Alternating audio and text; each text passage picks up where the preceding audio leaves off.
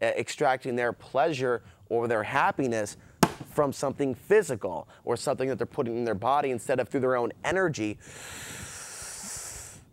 creating that sense of fulfillment and abundance to actually feel or think what that feels like within their own body without even having to feed off of someone else. If you require something that's physical to give you that satisfaction, what are you going to do if you don't have a physical body? And if you are, you know, that's really what I see. So if you call it a demon or whatever, well, what happens when you do pass over, cross over, and you need a cigarette, but you haven't conquered that addiction, and you can't have one? So would that be a torment? You know, it could be possible that we are not the only ones that are plagued by those addictions and problems to feed off of others. It has been discussed by humans, Homo sapiens, the concept of us being plagued by demons and aided by angels, and our free will having a major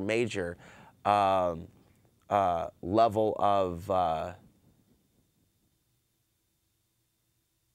try to actually put this completely to words because we're talking about things that are far beyond words. Free will dictating where we go from this point on. And I know where my free will has taken me. It's taken me to some beautiful areas, and it's also actually held me back. And so freedom comes with responsibility. It's the very thing, free will, our freedom to maintain this cage or set us free. I see this whole thing as being our own Frankenstein, to the point where talking about the New World Order is so important, but if you live in a city or you live in a world where people remain apathetic, it's their own Frankenstein. More and more, David, I hear from people that they're okay with this because, or they've been okay with certain things that have happened in the past because they were doing okay economically. Under that president, certain policies, you hear it a lot, don't you? Hey, things were better when Clinton was the president. Yeah, but they also deregulated the Glass-Steagall Act in the early 90s, so the banks create all these derivative bubbles. And so when we look at what's good for us, are we thinking short term, like right now, our way, right away at Burger King now with the drugged up beef burger, you know, or are we thinking long term about not just ourselves, but the next generation? That's the compromise that people make. And you mentioned actually, you know, just talking and speaking freely.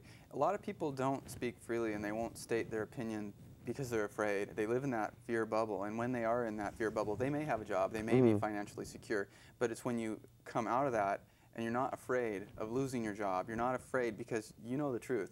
And I think that's really what it's all about, is facing your fears, because once you face your fear, there's really nothing there.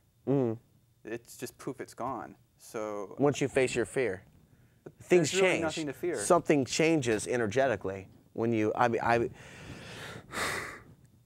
think a lot of people would benefit from taking the time out, some part of their day, to think about that which frightens them the most, and put it down on paper if you have to, but don't dwell on it, because the purpose of this is to burn that particular reality to non-existence. To see yourself in your mind's eye, conquering those demons, conquering those that came to take you to the executioner, that came to take you in the black van, and facing those almost like Neo from the Matrix energetically.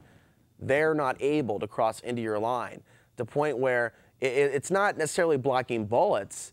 It is like Morpheus said, not even having to block the bullets, and reaffirming through this matrix that we live in, law of attraction, that they don't have power over us, and that we, in fact, if some would perhaps to take it to the next level, are in fact hunting the demons and removing them the way a bouncer would remove someone unruly from a nightclub, letting them know this isn't your space, you need to go now. We have laws here.